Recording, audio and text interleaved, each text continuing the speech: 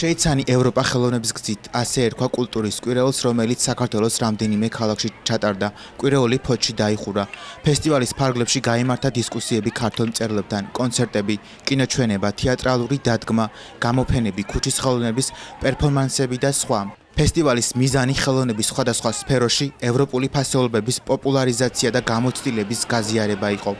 აქ წარმოდგენილია ევროპული ლიტერატურა, თქვენ ახლა ნახეთ დავით გაბუნიან ბავშვებს წაუკითხა ასტრიდ ლინდგრენის წიგნები.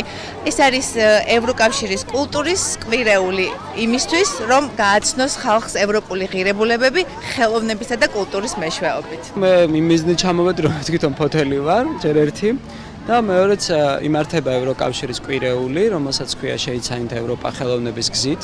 და სხვადასხვა ტიპის ღონისძიებებია და მე პირადად ჩამოვედი იმისთვის, რომ ბავშვებს წაუკითხო ცნობილი ევროპელი მწერლების ამ შემთხვევაში ავარჩიეთ ასტრიდ ლინდგრენის წიგნები, ველაპარაკოთ მათ, თქვათ, ევროპის ქვეყნებზე. ძალიან სასიამოვნო არაფერი ტარდება ასეთი ფესტივალი, რა თქმა უნდა, ძალიან კმაყოფილები ვართ. ფოთელების ეს არის სასიხარულო ამბავი და იმედია, რომ ასეთი ფესტივალი კიდევ ხშირად ჩატარდება.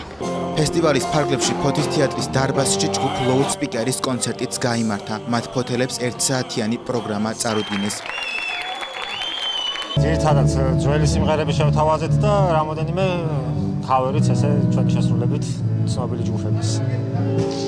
10 სიმღერა დაუყარით და რა მე მგონი მსმენელიც კმაყოფილი დარჩა და ჩვენც საკმაოდ კმაყოფილები ვართ. დიდი მადლობა ფოთს. ფოთმა უმასპინძლა ევროპის კვირეულს და კარგია ძალიან. იმიტომ რომ ახალგაზრდები ეცნობიან, ქალაქი ეცნობა ამა თუ იმ ღირებულებას, ქართულს, ასევე ევროპულს და ჩვენ ყოველთვის მზად ვართ, რომ უმასპინძლოთ და კარგია, რომ კარგი კონცერტი თავდება და მე მგონი ყველა კმაყოფილია. ისე როგორც ჩვენი თანაქალაქელები, ასევე სტუმრებიც. პროექტი ევროკავშირის მიერაა დაფინანსებული.